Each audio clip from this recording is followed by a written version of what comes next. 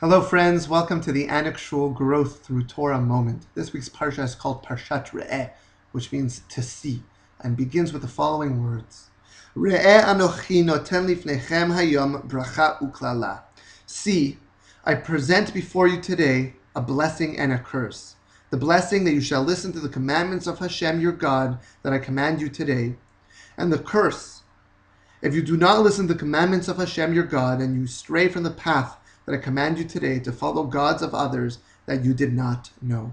Moshe is talking to the Jewish people and he's saying to them, you have a choice. You can either receive a blessing if you follow in God's ways, or you can receive a curse if you choose to stray from God's ways.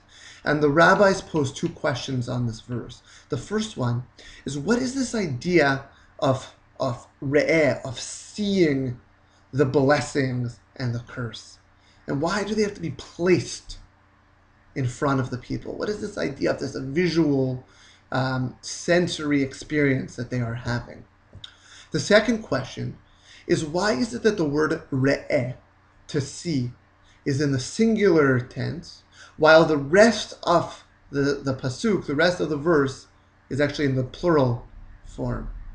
The Ibn Ezra answers the second question by saying that when Moshe spoke to the people, although he spoke to all of them at the same time, it was as if he was able to see and speak to each individual Jew at their own level.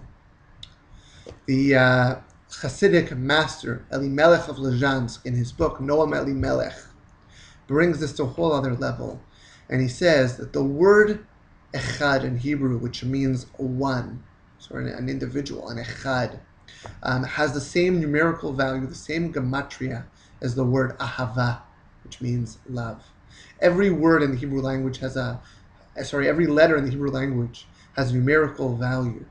And it turns out that the numerical value of those two words, of echad and ahava, of one and the love, are the same and have the same value. And when this comes to teach us, according to the Noam Elimelech, is that you can only love someone when you're able to see them as an individual, when you're able to see their individual characteristics and their inherent value. It's a beautiful idea. Later on in the Parsha, we are commanded to take care of the vulnerable within our community. The widows and those who are poor and those who feel isolated and marginalized.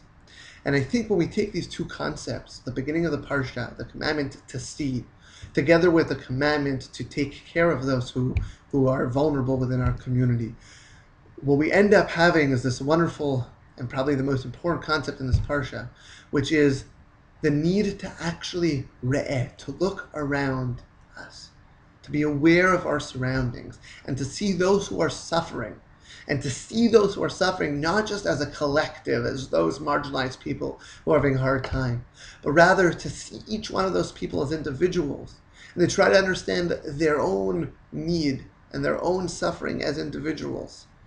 And then once we do that, once we are able to re'eh, once we're able to truly see them, we then have to take it to the next level, which is actually to act on it and to help them out.